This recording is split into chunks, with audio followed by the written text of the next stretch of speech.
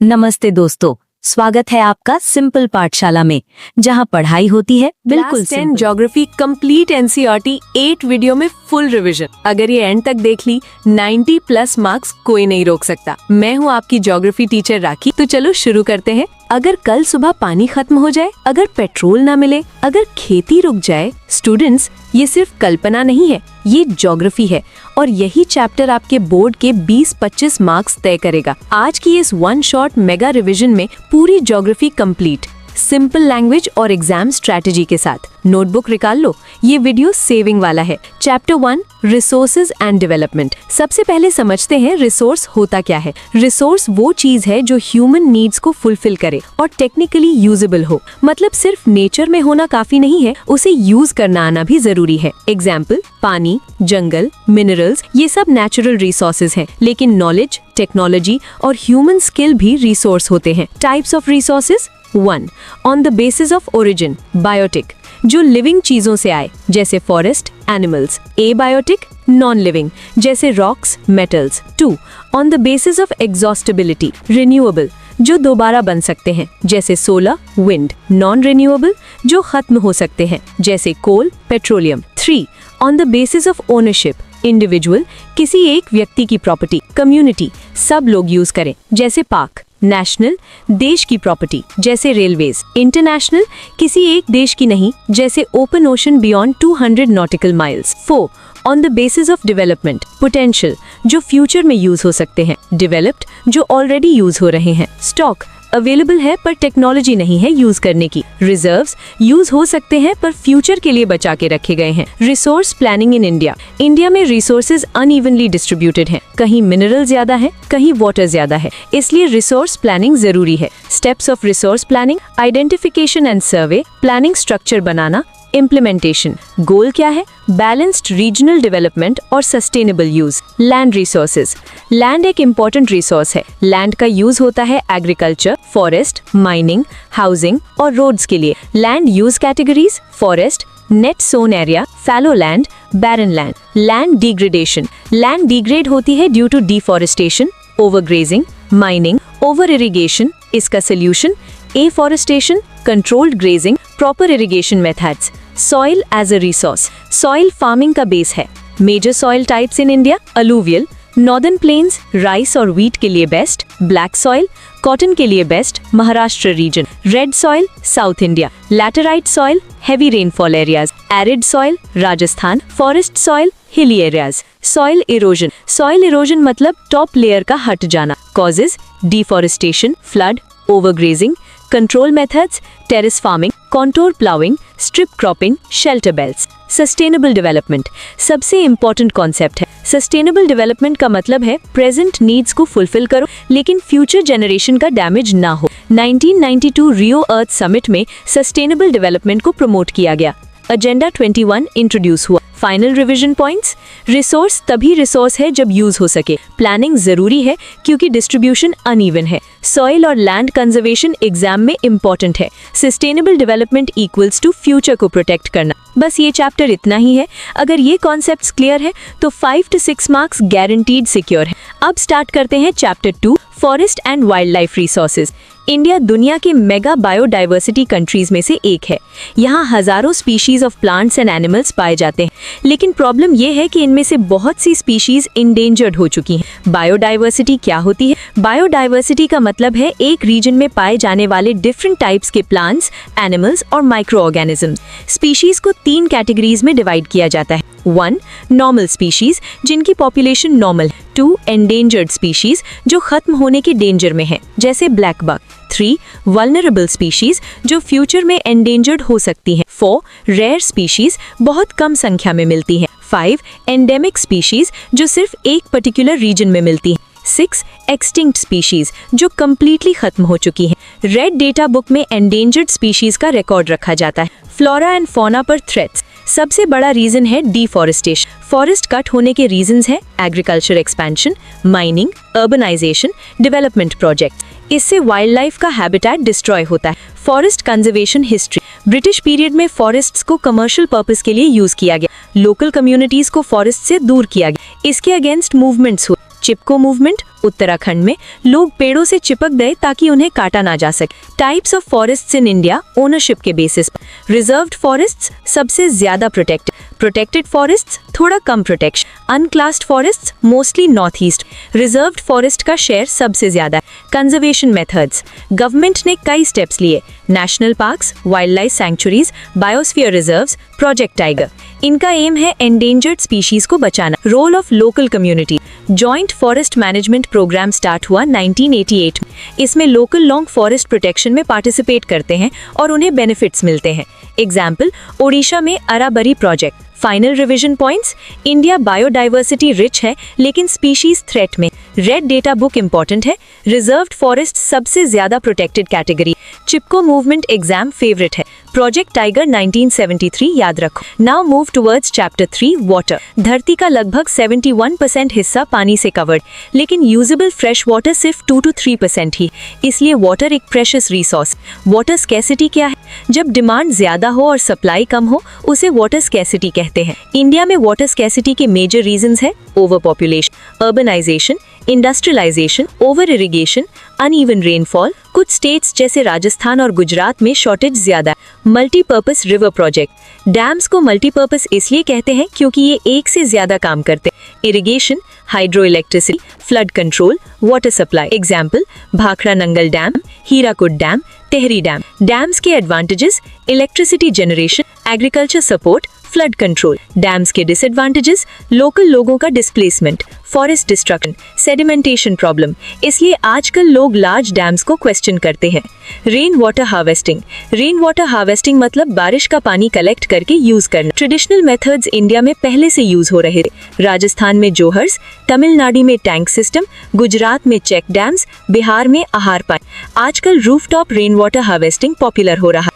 Need for water conservation, पानी को wisely use करना जरूरी है क्योंकि ग्राउंड वाटर लेवल गिर रहा है, पोल्यूशन बढ़ रहा है, फ्यूचर जनरेशन को भी पानी चाहिए। हर घर में पानी बचाना एक responsibility. Final revision points, water limited resource. Water scarcity के मेन रीजंस याद रखो। मल्टीपर्पस रिवर प्रोजेक्ट्स के 3 एडवांटेजेस और 3 डिसएडवांटेजेस लिखो। Rain water harvesting exam favourite topic. Now chapter 4, agriculture. India एक एग्रीकल्चरल कंट्री है। लगभग हाफ पॉपुलेशन डायरेक्टली या इनडायरेक्टली फार्मिंग पर डिपेंड करती है, इसलिए एग्रीकल्चर इंडियन इकोनॉमी की backbone. Types of farming, 1. Primitive subsistence farming, small land, traditional tools, family labor. Production सिर्फ फैमिली के यूज के लिए होती। 2. इंटेंसिव सब्सिस्टेंस फार्मिंग, ज्यादा पॉपुलेशन वाले एरियाज में होती है, स्मॉल लैंड पर हाई प्रोडक्शन लेने की कोशिश की जाती। 3. कमर्शियल फार्मिंग, लार्ज स्केल पर प्रोडक्शन, मार्केट में बेचने के लिए। Modern technology, HYV seeds, fertilisers use होते हैं। 4. Plantation farming, single crop large area में उगाई जाती है, जैसे tea, coffee, rubber, sugar. Cropping seasons in India, kharif crops, जून जुलाई में सोइंग, सितंबर अक्टूबर में हार्वेस्टिंग, मॉनसून पर depend. Example, rice, maize, corn. Rabi crops, अक्टूबर नवंबर में सोइंग, मार्च अप्रैल में harvesting. Winter crops, example, wheat, mustard. Zaid crops, summer season crops. Example, watermelon, cucumber. Major crops, rice, high rainfall alluvial soil. Wheat, moderate rainfall fertile soil. Millets, less rainfall areas. Sugarcane, long growing season. Tea and coffee, hilly area. Technological and institutional reform, green revolution ने production बढ़ाया, HYV seeds, irrigation, fertilisers use हुए, लेकिन problems भी हुए। Soil degradation, water depletion, government ने reforms किए, land reforms, subsidies, crop insurance, minimum support price. Contribution of agriculture, food supply, raw material for industries, employment, foreign exchange earnings. Final revision points, types of farming clear रखो। Kharif, rabi, zaid difference याद रखो। Major crops के climatic conditions important है। Green revolution के advantages और disadvantages लिखना ना भूलो। अगर आप सब यहाँ तक वीडियो देख रहे हैं तो 90+ मार्क्स कहीं नहीं गए आप लोगों के। चलो आगे चले अब।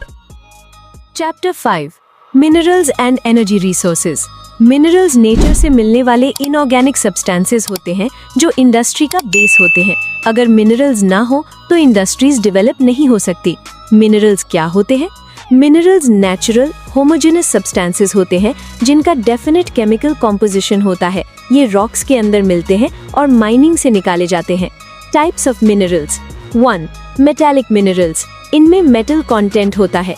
सेरस minerals, iron, manganese, chromite. Non-ferrous minerals, copper, bauxite, lead. Iron ore types, magnetite, best quality, high iron content. Hematite, most important industrial iron ore in India. 2. Non-metallic minerals, mica, limestone, gypsum जैसे minerals. Mode of occurrence, minerals different forms में मिलते हैं. Veins and lodes, igneous rocks में, beds और layers, sedimentary rocks में, alluvial deposits, river valley में. Conservation of minerals, minerals non-renewable होते हैं, इसलिए इनका conservation जरूरी है. Methods, recycling, improved technology, substitute use, controlled mining. Energy resources, energy development के लिए जरूरी है. Conventional sources, coal, petroleum, natural gas, thermal and hydel power, ये एग्जॉस्टेबल होते हैं और पोल्यूशन भी करते हैं. Non conventional sources, solar energy, wind energy, tidal energy, nuclear energy, biogas, ये रिन्यूएबल और इको फ्रेंडली होते हैं. फ्यूचर क्लीन एनर्जी पर डिपेंड करेगा. Importance of energy conservation, energy बचाना जरूरी है क्योंकि रिसोर्सेज लिमिटेड है, डिमांड बढ़ रही है, एनवायरनमेंट प्रोटेक्ट करना है. Final revision points, metallic versus non metallic difference clear रखो. आयरन और टाइप्स याद रखो. मैग्नेटाइट और haematite. Conventional versus non conventional comparison लिखना आना चाहिए. मिनरल्स नॉन रिन्यूएबल है, इसलिए कंजर्वेशन इंपॉर्टेंट है. अब चलते हैं चैप्टर 6, मैन्युफैक्चरिंग इंडस्ट्रीज. मैन्युफैक्चरिंग का मतलब है रॉ मटेरियल को प्रोसेस करके फिनिश्ड गुड्स बनाना, जैसे कॉटन से क्लॉथ, आयरन से स्टील. इंडस्ट्री इकोनॉमी का इंजन होती है. ये एम्प्लॉयमेंट देती है, जीडीपी बढ़ाती है और डेवलपमेंट को बूस्ट करती है. Types of industries. 1. Agro based industries, agriculture पर डिपेंड करती हैं. Example cotton textile, sugar, jute. 2. Mineral based industries, minerals पर डिपेंड करती हैं. Example iron and steel, cement. 3. Chemical industries, chemicals produce करती हैं. Example fertilisers, petrochemicals. 4. Small scale industries, कम capital और labour intensive. 5. Large scale industries, ज्यादा capital और modern technology use करती हैं. इंपॉर्टेंस ऑफ मैन्युफैक्चरिंग, एग्रीकल्चर पर प्रेशर कम करता है, एम्प्लॉयमेंट क्रिएट करता है, एक्सपोर्ट बढ़ाता है, स्टैंडर्ड ऑफ लिविंग इम्प्रूव करता है. Location factors of industries, industry कहाँ लगेगी ये डिपेंड करता है. Raw material availability, power supply, labour, transport, market, capital. Example iron and steel industry minerals के पास लगती है. आयरन एंड स्टील इंडस्ट्री ये बेसिक इंडस्ट्री है, बाकी इंडस्ट्रीज इस पर डिपेंड करती हैं. मेजर सेंटर्स हैं Jamshedpur, Bhilai, Durgapur, Bokaro. Cotton textile industry India की ओल्डेस्ट इंडस्ट्री है. महाराष्ट्र और गुजरात मेजर प्रोड्यूसर्स हैं. इंडस्ट्रियल पोल्यूशन, इंडस्ट्रीज पोल्यूशन भी करती हैं. Air pollution, water pollution, noise pollution, land pollution. Control methods है waste treatment, use of cleaner technology, proper disposal systems. Final revision points. Manufacturing is equal to raw material से finished goods. Types of industries clear रखो. Location factors exam में important है. Iron and steel basic industry है. Pollution के types और control measures याद रखो. अब हम हैं बोर्ड के last chapter पर. Chapter 7. Lifelines of national economy. Transport और कम्युनिकेशन किसी भी देश की लाइफलाइंस होते हैं. इनके बिना ट्रेड, बिजनेस और डेवलपमेंट पॉसिबल नहीं है. इंडिया एक वास्ट कंट्री है, इसलिए एफिशिएंट ट्रांसपोर्ट सिस्टम बहुत जरूरी है. मीन्स ऑफ ट्रांसपोर्ट, ट्रांसपोर्ट को 4 मेन कैटेगरीज में डिवाइड करते हैं. 1. रोडवेज, इंडिया का रोड नेटवर्क दुनिया के सबसे बड़े नेटवर्क्स में से एक है. शॉर्ट डिस्टेंस के लिए बेस्ट है. हिली एरियाज में रोड्स रेलवे से ज्यादा यूजफुल होते हैं.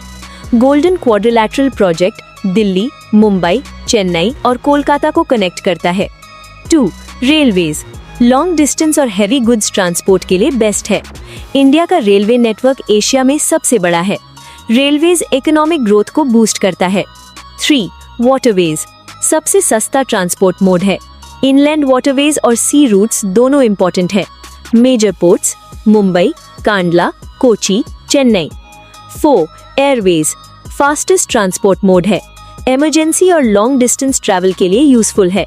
पाइपलाइंस, पेट्रोलियम और नेचुरल गैस ट्रांसपोर्ट करने के लिए पाइपलाइंस यूज होती हैं. सेफ और एफिशिएंट मेथड है. कम्युनिकेशन, कम्युनिकेशन 2 टाइप्स का होता है. Personal communication, letters, telephone, internet.